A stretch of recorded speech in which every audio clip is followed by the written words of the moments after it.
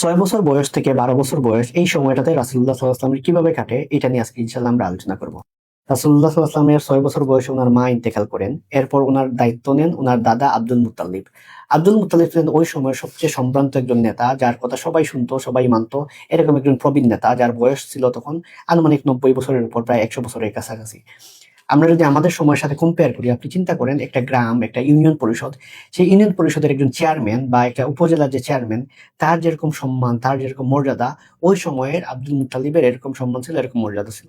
এবং Abdul Muttalib যে চেয়ারটাতে বসতেন, ওই চেয়ারটাতে আর কেউ বসতে পারতো না। সবাই এটা সমীহ করতো যে এটা আব্দুল মুত্তালিবের চেয়ার। কিন্তু আল্লাহ রাসূল সাল্লাল্লাহু আলাইহি ওয়াসাল্লাম সেই চেয়ারে গিয়ে বসতেন এবং আব্দুল মুত্তালিব সেই চেয়ারে তার নাতিকে গিয়ে বসাইতেন। এবং তখন উনি ওনার নাতিকে এত আদর করতেন যে সবাই বুঝতো যে আব্দুল মুত্তালিব ওনার নাতি মুহাম্মদুর রাসূলুল্লাহ সাল্লাল্লাহু আলাইহি ওয়াসাল্লাম উনি খুবই স্পেশাল।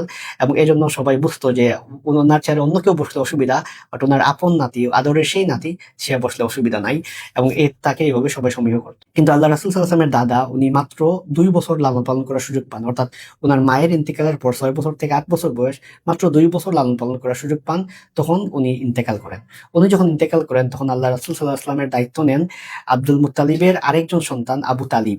এবং আবু তালিবের হিস্ট্রি আমরা সিরাতে আরো যত ডিপে যাবো তত দেখবো আবু তালিব কিভাবে রাসূলুল্লাহ সাল্লাল্লাহু আলাইহি ওয়াসাল্লামের জীবনে রেলেভেন্ট।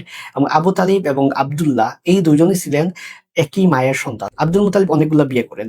তার মধ্যে একজন ওয়াইফের 2জন সন্তান ছিল, যারা ছিল আব্দুল্লাহ এবং আবু তালিব। যার ফলে রাসূলুল্লাহ সাল্লাল্লাহু আলাইহি ওয়াসাল্লামের টেক কেয়ারটা এটা প্রপারলি করেন আবু তালিব, এবং উনার উপরেই দায়িত্ব পড়ে।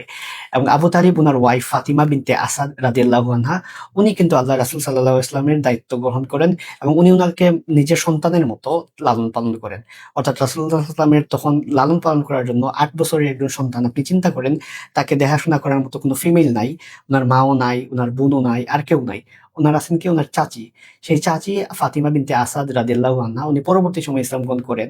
সেই ফাতিমা বিনতে আসাদ রাদিয়াল্লাহু আনহা রাসূলুল্লাহ সাল্লাল্লাহু আলাইহি ওয়াসাল্লামের দায়িত্ব গ্রহণ করেন এবং তাকে রান্না বান্না থেকে শুরু করে যাবতীয় যে কাজ সেগুলা উনি সম্পাদনা করেন।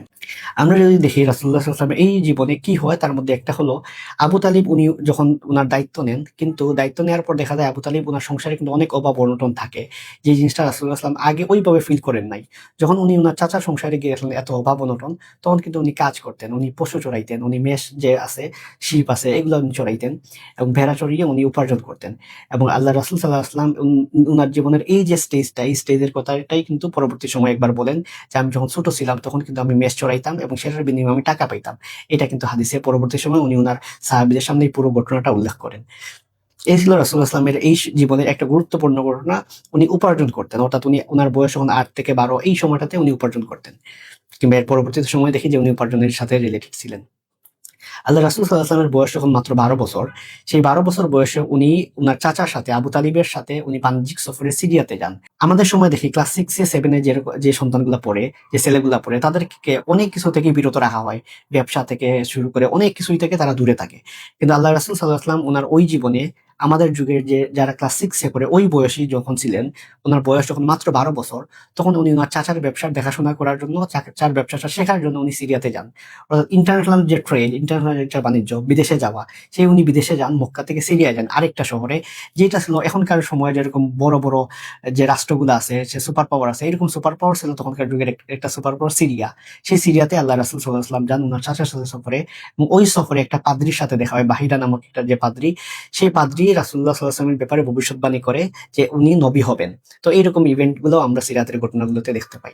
তার মানে আমরা যদি রাসূলুল্লাহ সাল্লাল্লাহু আলাইহি ওয়াসাল্লামের 6 থেকে 12 বছরের এই জীবনটা, ওইটা যদি আমরা সামারি করি, তাহলে কয়েকটা বিষয় পাই। একটা হলো কি উনাকে লালন পালন করেন উনার দাদা, এবং উনার দাদা ওই সময় ইন্তেকাল করেন।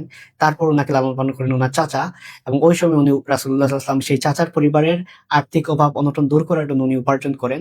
3 নম্বরে আমরা যে জিনিসটা পাই, আল্লাহ রাসূল সাল্লাল্লাহু আলাইহি ওয়াসাল্লাম ওই সময় একটা বাণিজ্যিক সফরে যান সিরিয়াতে, যেটা আমাদের যুগের যদি আমরা ওই বয়সটা তুলনা করি, ক্লাস 6-7 পড়ুয়া এরকম একজন মানুষ যখন এই বয়সে থাকে, সেই বয়সে আল্লাহ রাসূল সাল্লাল্লাহু আলাইহি ওয়াসাল্লাম উনার চাচার সাথে বাণিজ্যিক সফরে সিরিয়াতে যান।